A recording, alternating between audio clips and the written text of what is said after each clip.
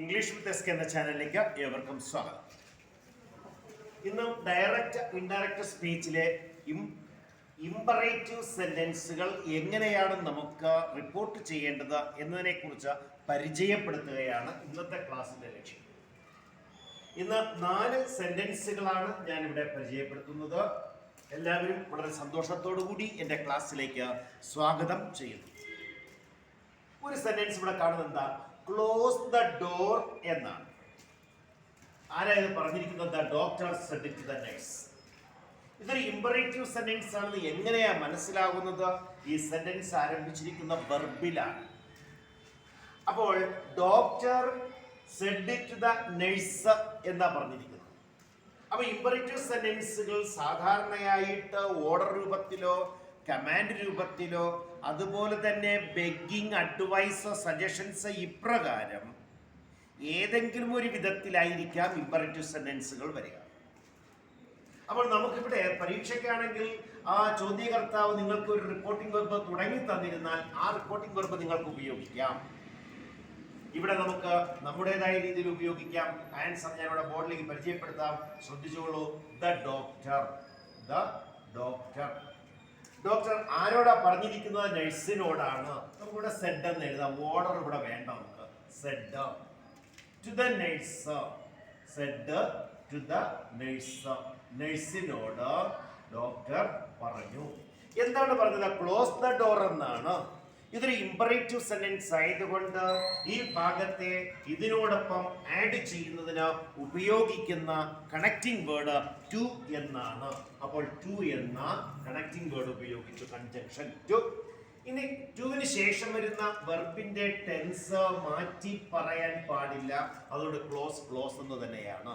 To close the door. The door.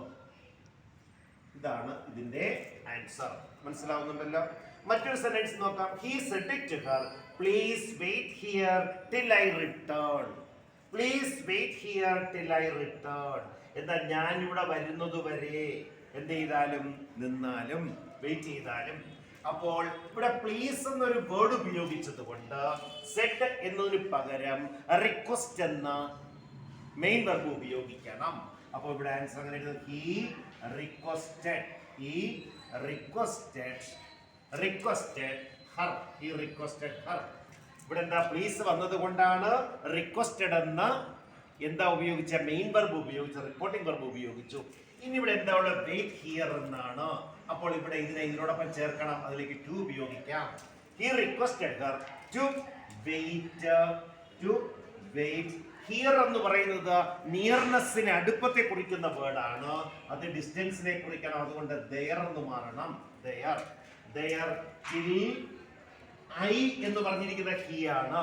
അതിനാൽ I ഇവിടെ എന്തായിട്ട് ചേഞ്ച് ചെയ്യുന്നു? He. Till he returned. Till he returned. അപ്പോ ഐ റിട്ടേൺ എന്നത് ഇവിടെ എന്തായിട്ട് മാറുന്നു? ടിൽ ഹി റിട്ടേൺഡ് എന്നെന്ത് ചെയ്യണം? ചേഞ്ച് ചെയ്യണം. റിട്ടേൺ എന്നത് റിട്ടേൺഡ്. അതിന് കാരണം ഇവിടുത്തെ വെർബ് പാസ്റ്റ്. അടുത്തൊരു example. The teacher said to the students work hard. കുട്ടികളോടായി ടീച്ചർ പറയുന്നു. അപ്പോൾ ഇതൊരു അഡ്വൈസ് ആയിട്ട് നമ്മൾ കാണണം. അതിനാൽ ഇവിടുത്തെ main verb advised. The teacher advised. Advised ആരെയാ? Advise students. The students. Advised the students. അടുത്തെന്താ ഉപയോഗിക്കേണ്ടത്? ടു എന്ന connecting word. To work hard. To work hard. To work hard. ഇതാണ് അതിന്റെ ആൻസർ. To work hard. മനസ്സിലാവുന്നുണ്ടല്ലോ? മറ്റൊരു ക്വസ്റ്റ്യൻ കൂടെ തന്നിട്ടുണ്ട്. He said to me let me go. He said to me. എന്ത് ചെയ്തു? എന്നോട് പറഞ്ഞു. എന്താണ് പറഞ്ഞത്? Let me go. എന്നെ പോകാൻ അനുവദിച്ചാലും. ഇവിടെ നമുക്ക് ലെറ്റ് മീ ഗോ പെർമിഷൻ ചോദിക്കുകയാണ്. അതുകൊണ്ട് ഇവിടെ നമുക്ക് സെഡ് എന്നതിന് പകരം റിക്വസ്റ്റഡ് എന്ന് പറയുന്ന മെയിൻ വെർബ് ഉപയോഗിക്കാം. അതിനാൽ he requested. He requested me. He requested me. അവൻ എന്നോട് റിക്വസ്റ്റ് ചെയ്തു. എന്താ? പോകാൻ അനുവദിച്ചാലും. അവിടെ ഈ സെന്റൻസിനെ ഇതിനോടൊപ്പം കണക്ട് ചെയ്യാൻ എന്ത് ഉപയോഗിക്കണം? ടു എന്ന ഏതാ connecting word? To let. To let. To let me എന്ന് പറഞ്ഞിരിക്കുന്ന അവനാണ്, അയാളെ. അപ്പൊ മീ എന്നത് ഇവിടെ ഹിം എന്ന് മാറണം. Him go. ഇതാണ് എന്റെ ആൻസർ. ലെറ്റ് മീ ഗോ എന്നത് അവിടെ എന്തായിട്ട് ചേഞ്ച് ചെയ്തു? Let him go. ഇങ്ങനെയാണ് ഒരു ഇമ്പറേറ്റീവ് സെന്റൻസ് വന്നു കഴിഞ്ഞാൽ ആൻസർ ചെയ്യേണ്ടത്. ഇവിടെയുള്ള ഇമ്പറേറ്റീവ് സെന്റൻസിന്റെ പ്രത്യേകത എന്തായിരുന്നു?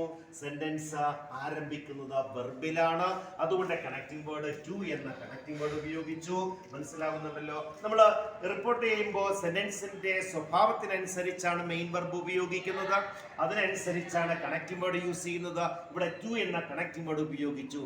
വളരെ ശ്രദ്ധാപൂർവം ഈ റിപ്പോർട്ടഡ് സ്പീച്ച് നമ്മൾ മനസ്സിലാക്കി പഠിച്ചാൽ എല്ലാ പരീക്ഷകൾക്കും ആ മാർക്ക് പൂർണ്ണമായി നേടുവാൻ സാധിക്കും. എല്ലാവർക്കും എൻ്റെ ക്ലാസ്സിലേക്ക് ഒരിക്കൽ കൂടി സ്വാഗതം ചെയ്തുകൊണ്ട് ഇംഗ്ലീഷ് വിത്ത് SK എന്ന ചാനൽ സബ്സ്ക്രൈബ് ചെയ്യാനും ലൈക്ക് ചെയ്യാനും കമൻറ്റ് രേഖപ്പെടുത്തുവാനും അഭ്യർത്ഥിക്കുന്നു.